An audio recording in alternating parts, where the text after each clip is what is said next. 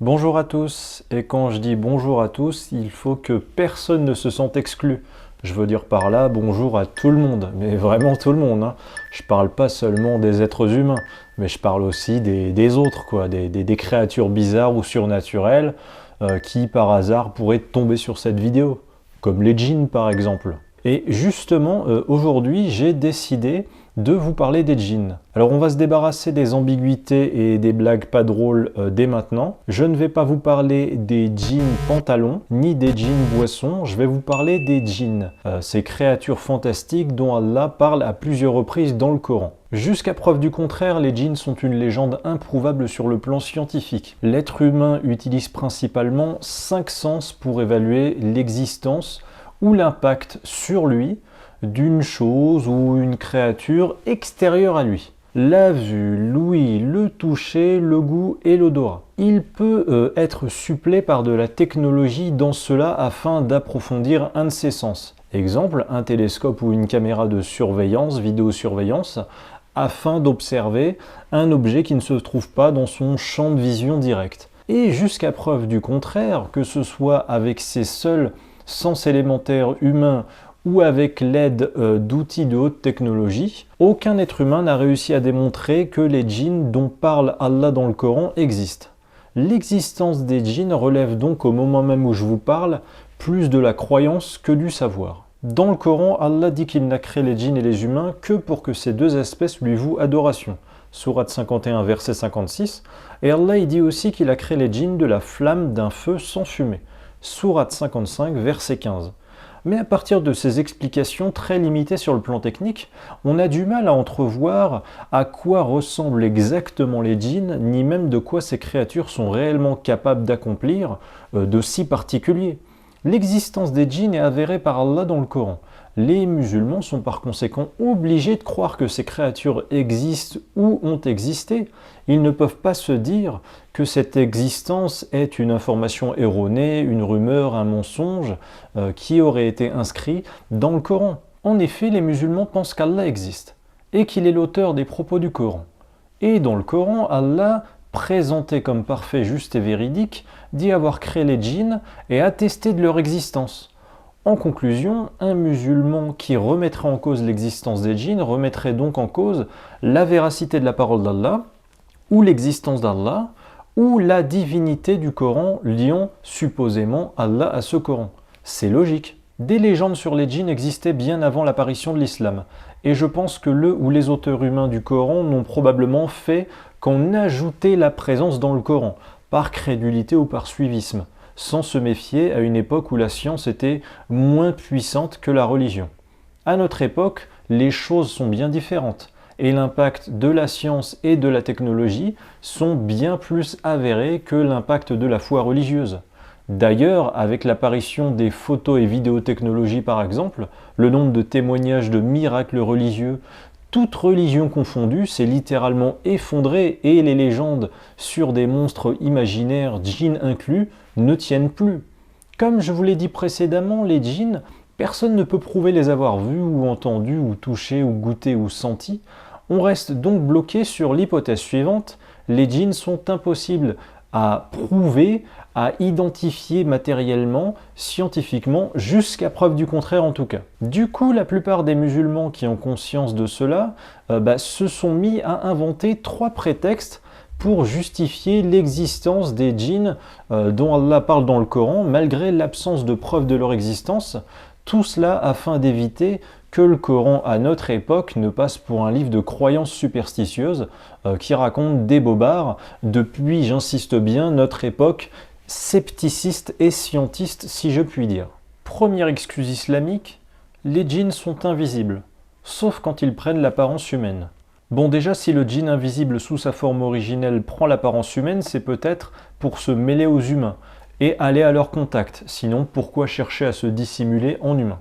Enfin bon, allons au bout de la logique de ce prétexte. Que se passe-t-il alors quand les djinns sortent de leur invisibilité afin de prendre l'apparence humaine? Analysons 2 possibilités.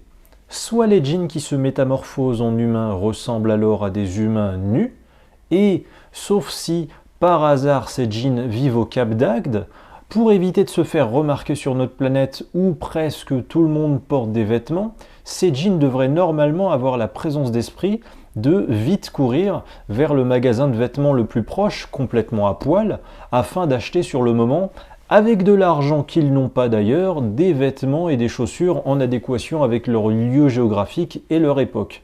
Mais si un djinn sait changer en humain nu, car il ne sait pas faire apparaître des objets allons au-delà de son corps, comme des vêtements, des chaussures pour le couvrir, et même par extension un portefeuille, un téléphone portable dans sa poche, eh bien j'imagine donc que ce djinn n'a alors pas pu faire apparaître de l'argent entre ses mains, avec son pouvoir lui permettant de passer d'une créature invisible à une créature humaine nue.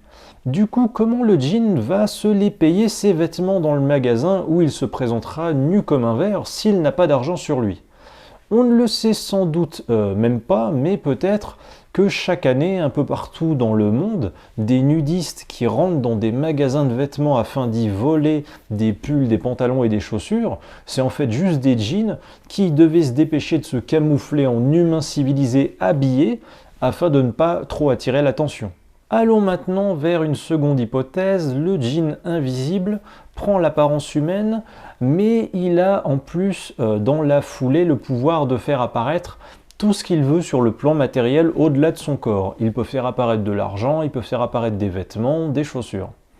Alors si jamais un policier veut contrôler son identité, moi je me demande est-ce que le djinn aura su faire apparaître une vraie carte d'identité plastifiée, enregistrée dans un fichier administratif précis consultable par la police, afin de vraiment avoir l'air d'un simple humain parmi tant d'autres.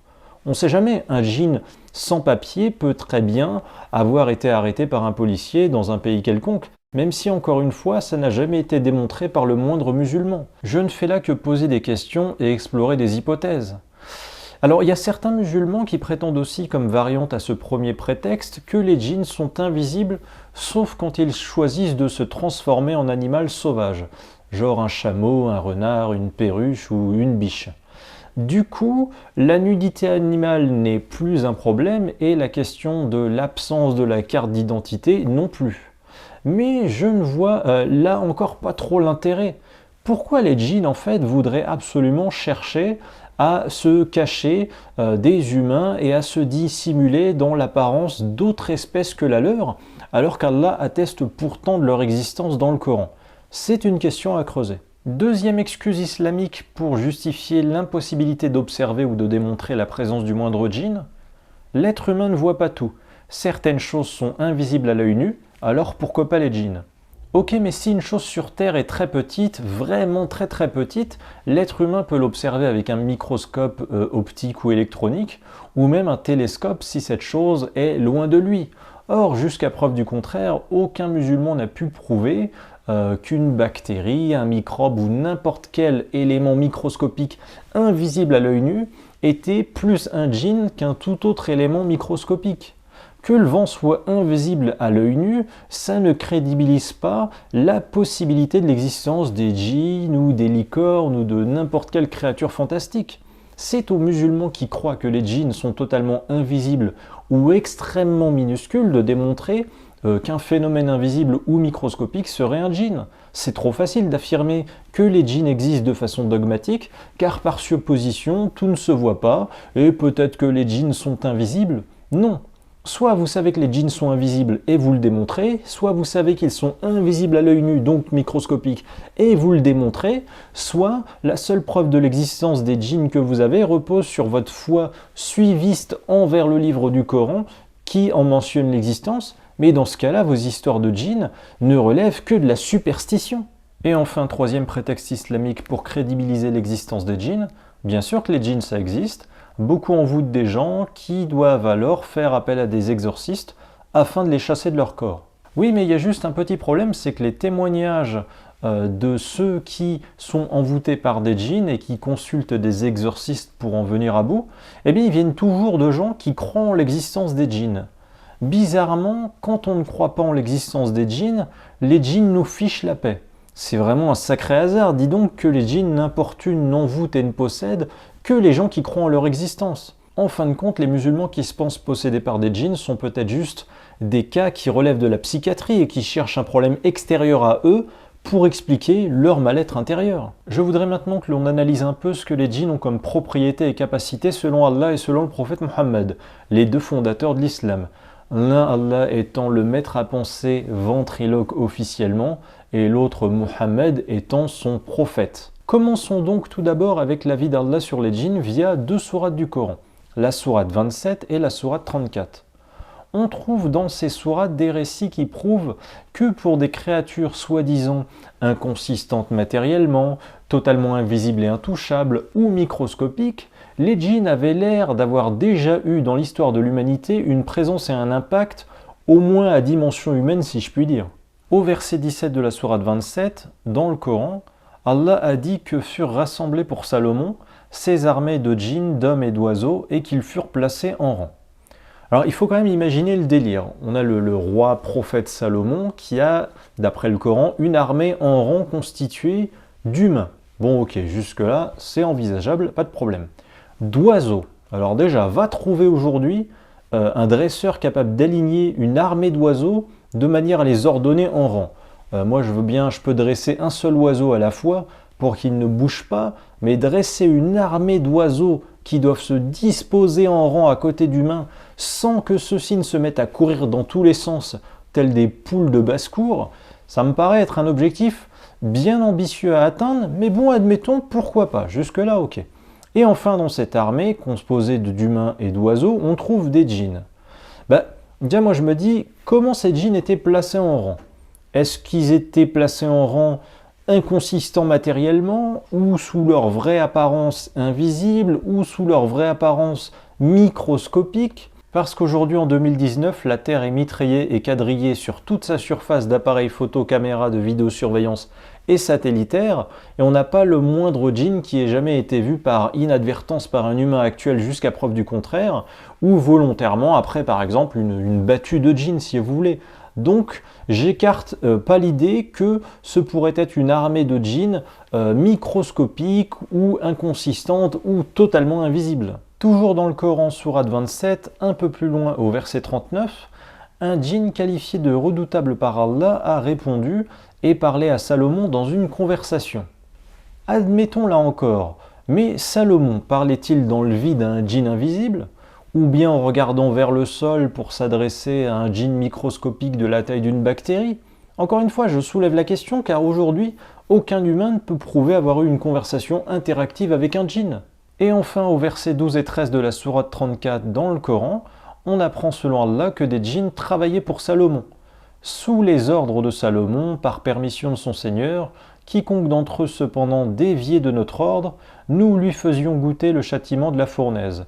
Ils exécutaient pour lui ce qu'ils voulaient, sanctuaires, statues, plateaux comme des bassins et marmites bien ancrées.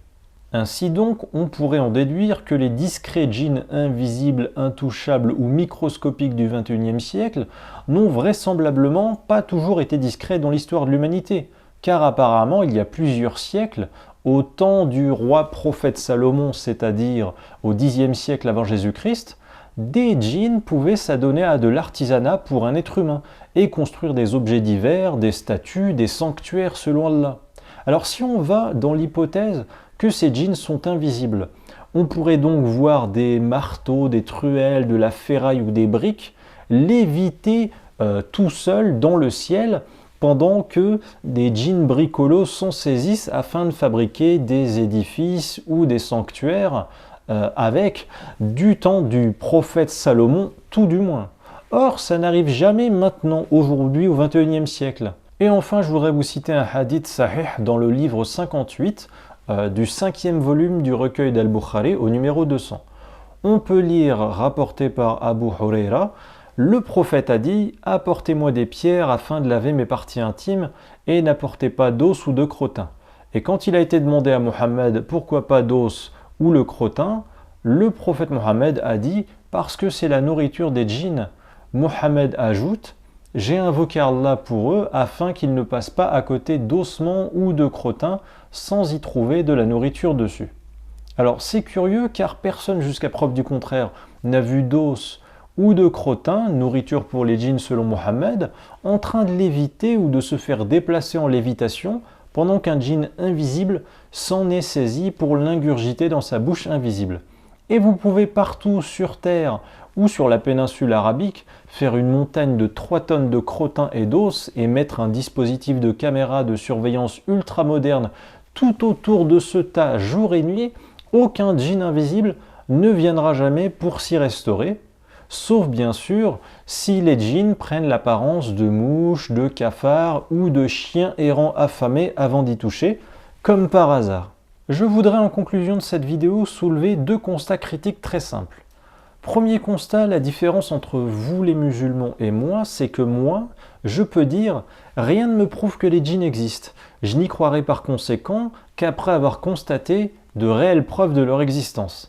Tandis que vous les musulmans, vous êtes obligés d'y croire automatiquement aux djinns, malgré l'absence de preuves. Vous ne pouvez pas dire, dans une position de doute, « c'est possible que les djinns n'existent pas », puisque ça reviendrait à dire « c'est possible qu'Allah n'existe pas ». Allah prétend assurément avoir créé les djinns, afin que eux, comme nous les humains, l'adorions. Donc, vous devez y croire les musulmans. Sinon, pourquoi Allah aurait dit avoir créé des djinns finalement inexistants? Est-ce qu'il chercherait à vous mentir dans le Coran? Ou à vous tromper? Ou est-ce qu'il se serait trompé? Il reste sinon une dernière possibilité de dérobade que vous les musulmans pouvez utiliser. Il vous suffit de dire que les djinns qui existaient au temps du roi Salomon au Xe siècle avant Jésus-Christ, jusqu'au temps du prophète Mohammed au 7e siècle après Jésus-Christ, car des témoignages d'Allah et Mohammed attestent de l'impact des djinns entre ces 2 époques, et bien de prétendre que ces djinns qui existaient en ces temps-là n'existent plus à présent au 21e siècle. Peut-être que maintenant, dorénavant, tous les djinns sont morts par exemple. Seulement, si vraiment cette possibilité est avérée et que plus aucun djinn n'existe dans notre époque moderne, alors pourquoi chaque année aux 4 coins du monde d'aujourd'hui, des musulmans parlent de djinns qui les envoûtent, qui envoûtent un ami ou un membre de leur famille, de la ruqya qui est faite régulièrement sur des musulmans qui consultent des guérisseurs pour se prémunir contre des djinns? Tous ces témoignages, ces pouvoirs de guérison, ces mots sont-ils donc inventés par l'imagination de simples croyants qui ressentent la présence et l'impact de créatures qui en réalité sont purement imaginaires?